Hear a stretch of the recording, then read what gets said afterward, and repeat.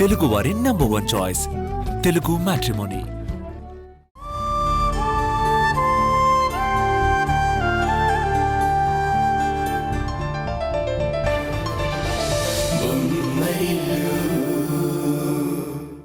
నీ బ్లెస్సింగ్స్ కావాలమ్మా.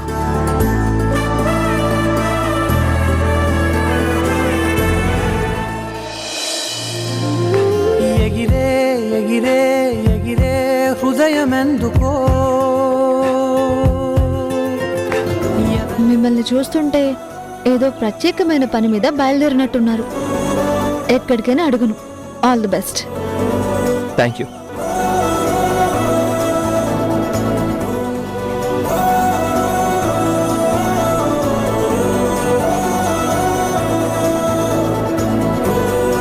చెప్పక్కర్లేదు కిరణ్, నువ్వేది చేసినా ఏం ఆలోచించినా ఎవరికీ కష్టం కలిగించేది గాని నష్టం కలిగించేది గాని అయ్యుండదు.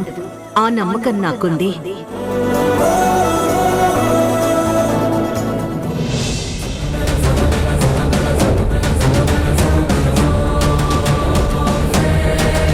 అరే కిరణ్, ఆఫీస్కే కదా, పద కలిసి వెళ్దాం. ఏమైందిరా? అనే నువ్వు వెళ్ళు, నేను తర్వాత వస్తాను. అదేంటి?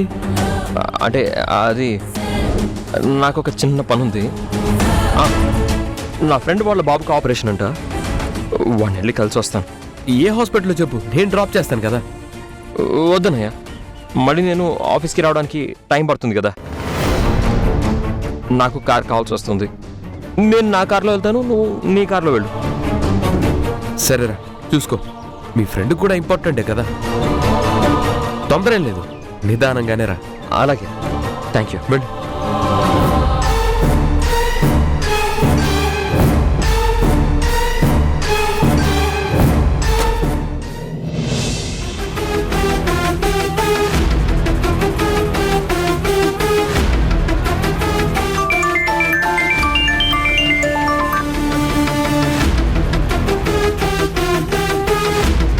మీ ప్లాన్ సక్సెస్ అయింది మేఘన.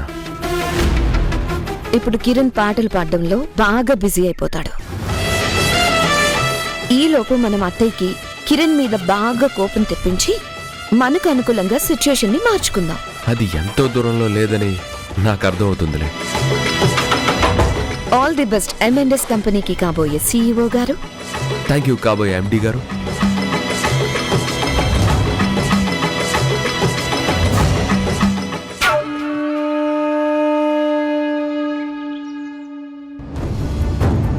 పండు మేడం,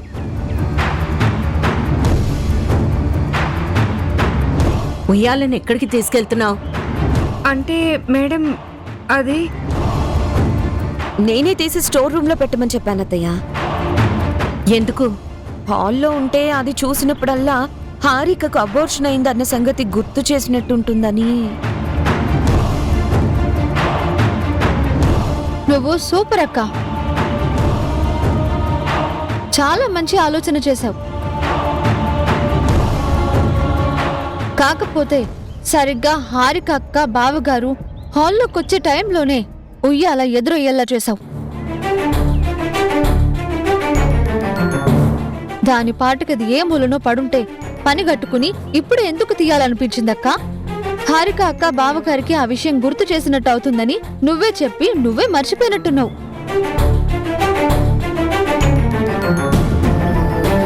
బావగారు బయటకు వెళ్ళాక హారిక అక్క లోపలికి వెళ్ళిపోయాక అప్పుడు తీయించొచ్చు కదా. అంటే ఏంటి నీ ఉద్దేశం? గాయం గుండెల్లోనే ఉన్నప్పుడు గుర్తు చేసినా చెయ్యకపోయినా అది బాధ పెడుతూనే ఉంటుంది.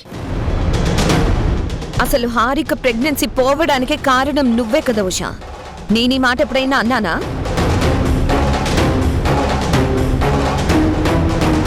అబ్బా, ఈ ప్రశ్న నువ్వెప్పుడు అడుగుతావా అని ఎదురు చూస్తున్నానక్క. ఇప్పుడు ఆన్సర్ చెప్తాను.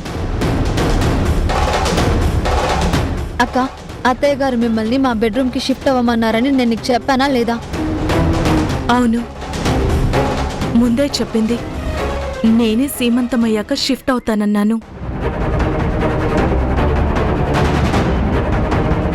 ఇప్పుడేమంటావక్క? ఇప్పుడేంటి? ఎవరు ఎన్ని తప్పులు చేశారనేది లెక్కలు వేసుకోవడం మొదలు పెట్టారా? చూడండి అత్తయ్య, నేను హారిక ఫీల్ అవుతుందని ఉయ్యాల తీస్తుంటే దానికి ఉష పెడర్దాలు తీస్తుంది. అది తరుణ్ డ్యూటీకి వెళ్లే టైంలోనే తీయించడం అవసరమా మేఘన? వాడి మూడ్ పాడవుదా? అది తర్వాత తీయించి ఉండొచ్చు కదా. నిజమే అత్తయ్య, కానీ వీళ్ళిద్దరూ ఇప్పుడే వస్తారని నేను అస్సలు ఊహించలేదు.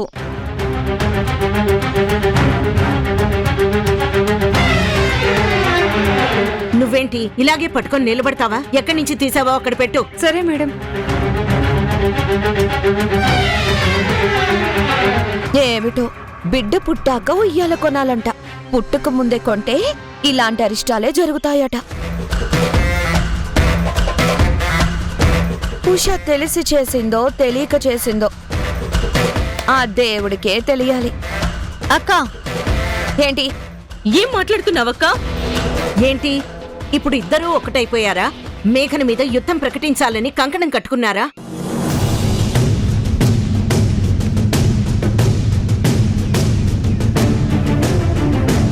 ఉయ్యాల ఉష మాత్రమే తీసుకోలేదత్తయ్య, కిరణ్ కూడా వెళ్ళాడు. ఇప్పుడు మేఘనక్క ఇద్దరిని కలిపి అన్నట్టేగా.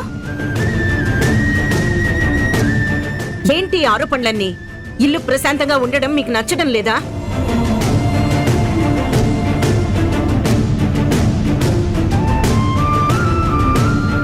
అయినా ఏంటి మేఘన, నువ్వెందుకు వాళ్లతో గొడవకు వస్తున్నావు? అత్తయ్య, వీళ్ళింత గొడవ పుట్టిస్తారని నేను ఊహించలేదు.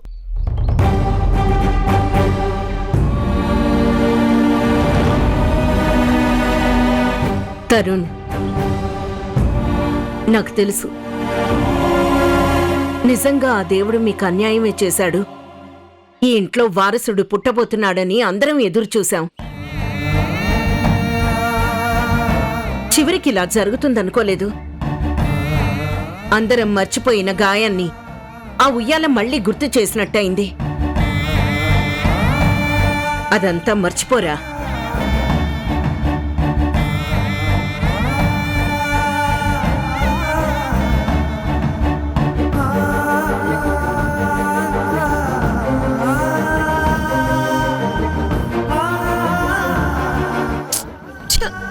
ఆ ఉయ్యాలేదో తర్వాత తీయించినా బాగుండేది. అనవసరంగా ఆ పని ఇప్పుడు చేయించాను. నీకు నిజం ఎప్పుడు లేటుగానే అర్థం అవుతుంది మేఘన.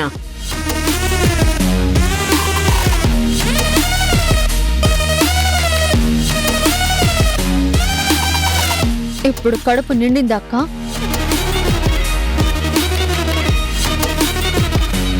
ఇంట్లో ఇంత పెద్ద గొడవ పెట్టాక నిండకుండా ఎలా ఉంటుందిలే.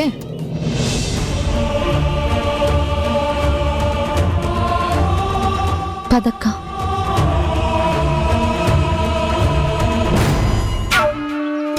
సంతోషపడోషా, ఎంతసేపు. ఇవాళ మీ ఆయన ఏం చేయడానికి వెళ్ళాడో తెలిస్తే ఈ ఇంట్లో అసలు రచ్చ మొదలవుతుంది.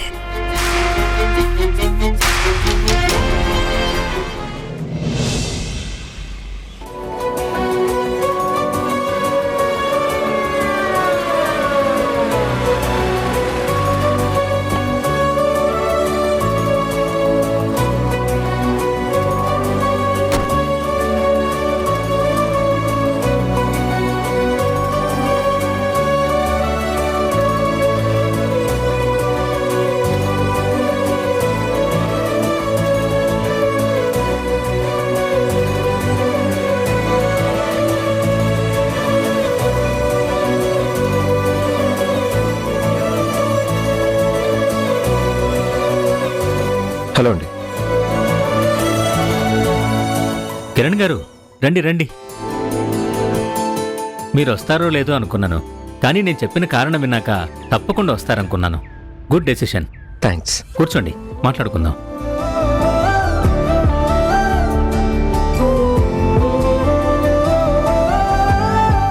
ఇంతకీ మీరు పాడడానికి ఒప్పుకున్నట్టే కదా? ఎస్, పాడతాను. సూపర్. మీరు మా కంపెనీతో అసోసియేట్ అయితే ఒక్క ఆల్బమ్ ఏంటి, వరుసగా ఆల్బమ్స్ రిలీజ్ చేస్తూనే ఉందాం. థ్యాంక్స్, బట్ ఒక కండిషన్. నేను ఈ ఒక్క ఆల్బమ్ మాత్రమే పాడతాను, అది కూడా మీరొక మంచి కార్యక్రమం చేస్తున్నారు కాబట్టి నా పాట వల్ల 10 మంది పిల్లల ప్రాణాలు నిలబడితే చాలని ఒప్పుకుంటున్నాను. మీరు ఈ ఆడియో ఆల్బమ్ వల్ల వచ్చే లాభాలు మొత్తం చారిటీకి ఇస్తానన్నారు కాబట్టి నేను పాడడానికి ఒప్పుకున్నాను. అది సరే, ఒక్క ఆల్బంతోనే పాడడం ఆపేయాలనే డెసిషన్ ఎందుకు తీసుకున్నారు? నా కారణాలు నాకున్నాయి. అందుకే మీరు చెప్పగానే నేను ఒప్పుకోలేదు. కానీ ఈ ఆల్బంతో మీ పాటలు ఇండియా మొత్తం వినబడేలా చేయాలని నేను చూస్తున్నాను. నాకు ఎలాంటి పబ్లిసిటీ అవసరం లేదు. అదర్వైజ్ మీ బిజినెస్ కోసం, మీ చారిటీ కోసం పబ్లిసిటీ అవసరం అనుకుంటే అది మీ ఇష్టం. నాకు గాయకుడిగా స్థిరపడే అవకాశం ఉన్నా అదృష్టం లేదు. స్వరం అనేది భగవంతుడిచ్చిన వరం కదా, సరస్వతీదేవి అనుగ్రహం కదా, దాన్ని కాదనే హక్కు మీకెవరిచ్చారు? నేను గాయకుడిగా పుట్టలేదు, కానీ గాడ్స్ గిఫ్ట్ లాగా ఆ కళ నాకు అబ్బింది. అదే వృత్తిగా, ప్రవృత్తిగా మారాలని కూడా నేను కోరుకున్నాను.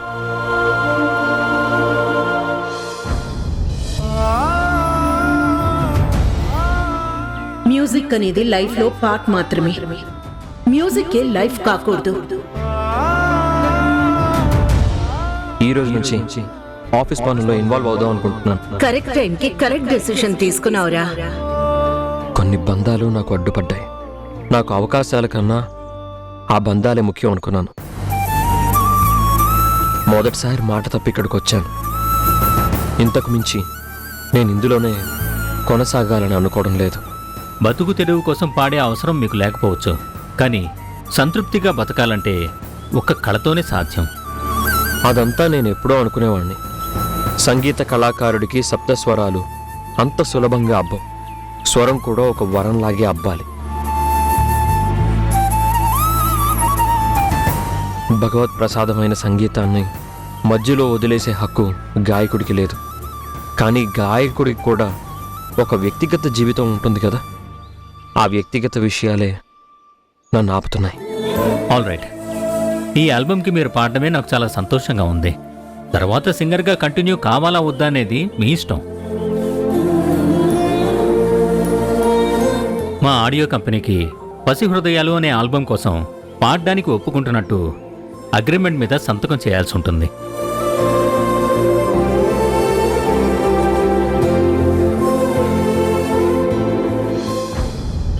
చెప్పక్కర్లేదు కిరణ్.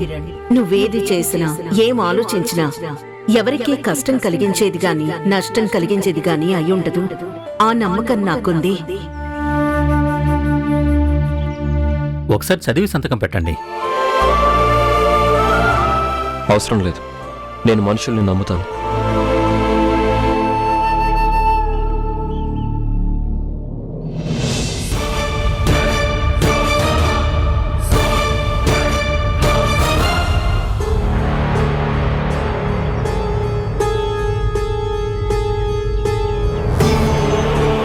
All the best. మీకు కూడా. ఉంటాను.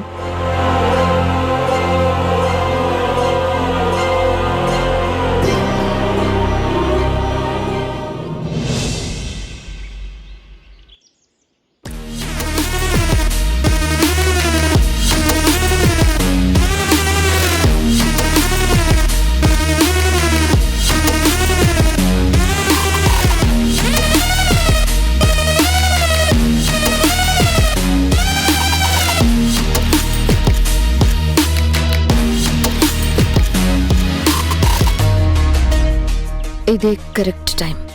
అత్తయ్య గారి మైండ్లో కిరణ్ గురించి నెగటివ్గా విషబీజం నాటాలి.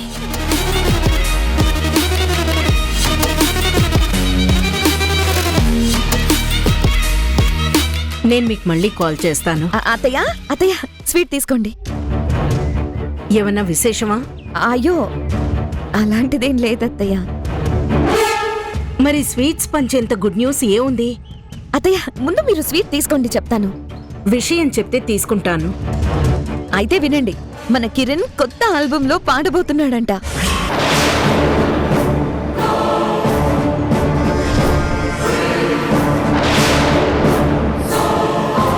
అవునత్తయ్య, మన కిరణ్ మళ్ళీ పాటలు పాడబోతున్నాడు.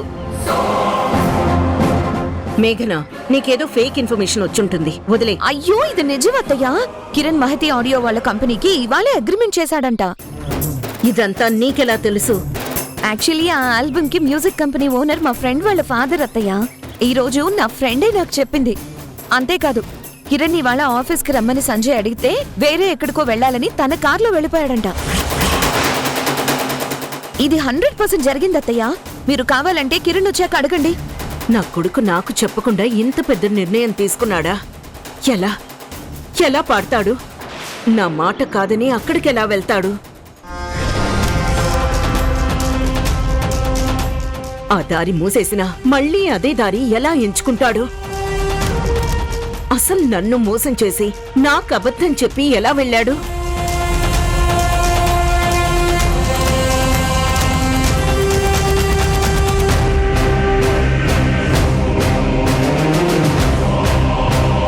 అయితే కిరణ్ ఈ విషయం మీకు చెప్పనే లేదా? పాడడానికి మీ పర్మిషన్ తీసుకోలేదా? అయ్యో, ఇంత ధైర్యం ఎలా చేశాడు? కిరణ్ పాడటం నాకు నచ్చదని నీకు తెలీదా? ఆ, తెలుసు అత్తయ్య. వాడు పాడతానంటే నేను ఒప్పుకోనని నీకు తెలీదా? మరి అన్నీ తెలిసి స్వీట్స్ ఎందుకు తీసుకొచ్చావు? ఎగతాళిగా ఉందా? నా కొడుకు నాకిచ్చిన మాట తప్పినందుకు నీకు సంతోషంగా ఉందా? మరైతే ఈ స్వీట్స్ తేవడం వెనుక నీ ఉద్దేశం ఏంటి? ఇది స్వీట్స్ పంచుకునే సందర్భమేనా? సెలబ్రేట్ చేసుకునేంత శుభవార్తేనా? అసలు బుద్ధుందా నీకో? Get lost.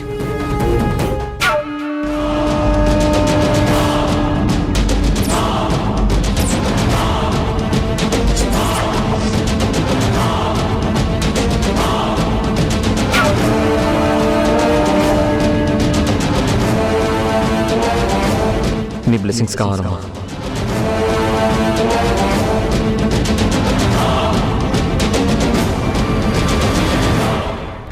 ఎస్, వర్కౌట్ అయింది.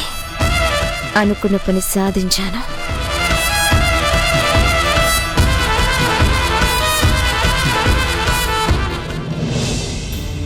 కిరణ్ నాకే అబద్ధం చెప్పాడా? ముందే చెప్పాలా, ఆ పని పూర్తయ్యాక చెప్పాలా అని ఆలోచిస్తున్నాను. నన్నే మోసం చేశాడా? లేదు, అలా జరగడానికి వీల్లేదు. ఎలాగైనా ఆపాలి. ఇది ఇంతటితో వదిలేను.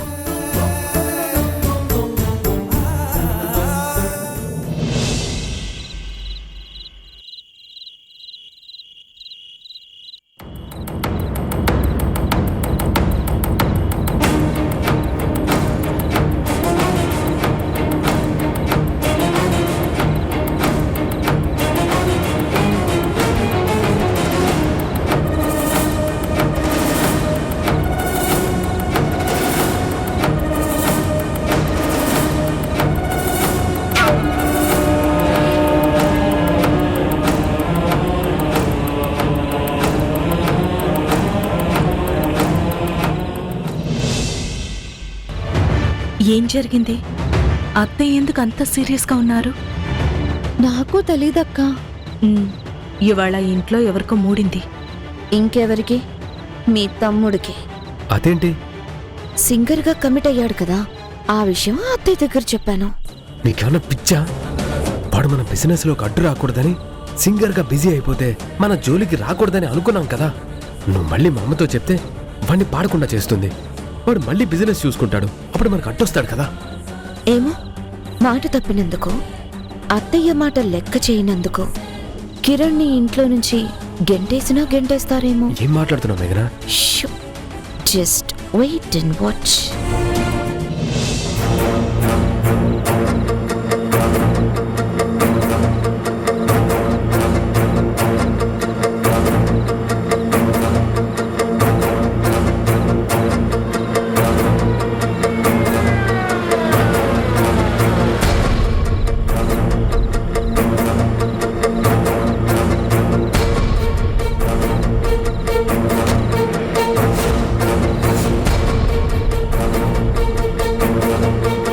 అమ్మా, ఇంకా పడుకోలేదా?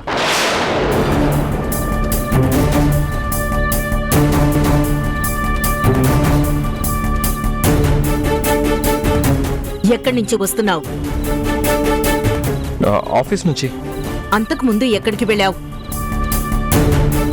ఆ, అది ఒక ఫ్రెండ్ని కలవడానికి వెళ్ళాను. ఎవరా ఫ్రెండ్? నీలోని ప్రతిభని గుర్తించి నీలోని గాయకుణ్ణి ప్రోత్సహించి నిన్ను ప్రపంచానికి పరిచయం చేస్తా అని మాటిచ్చిన ఆడియో కంపెనీ ఎండీఏ కదా?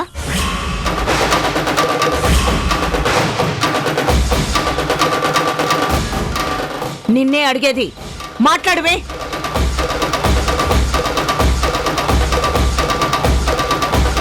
ఈ ఇంట్లో సంగీతం గురించి సాహిత్యం గురించి వినిపించకూడదని మీ భార్యాభర్తలిద్దరికీ చెప్పాను కదా. మరెందుకు వెళ్ళావు?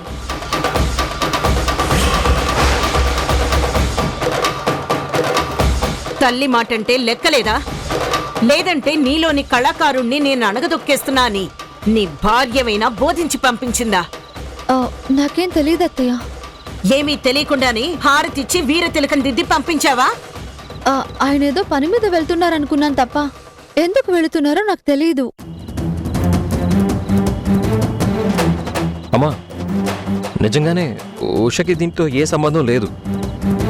అయితే నువ్వే తల్లిని ఎలా ధిక్కరించాలో నేర్చుకున్నావా?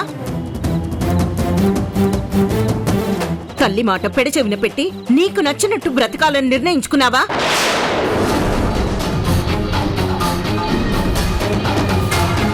అసలు నన్ను అడిగావా? నా అభిప్రాయం తెలుసుకున్నావా?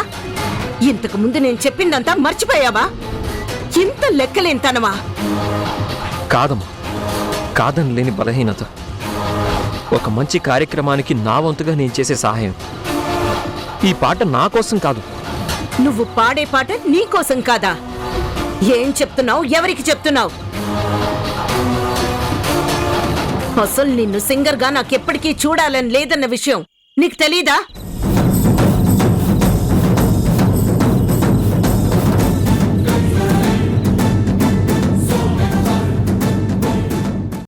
రామ్మా, భోంచేద్దాం. నా ఆకలి చచ్చిపోయిందండి. కన్న కొడుకు మీద ప్రేమ కూడానా అమ్మా? మాట తప్పిన మనిషితో మాట్లాడనవసరం. నేను మాట్లాడకపోతే నువ్వు ఉండగలవా అమ్మా? ఉండగలనని చెప్పండి. నేను ఉండలేనని చెప్పండి నాన్న. అమ్మా,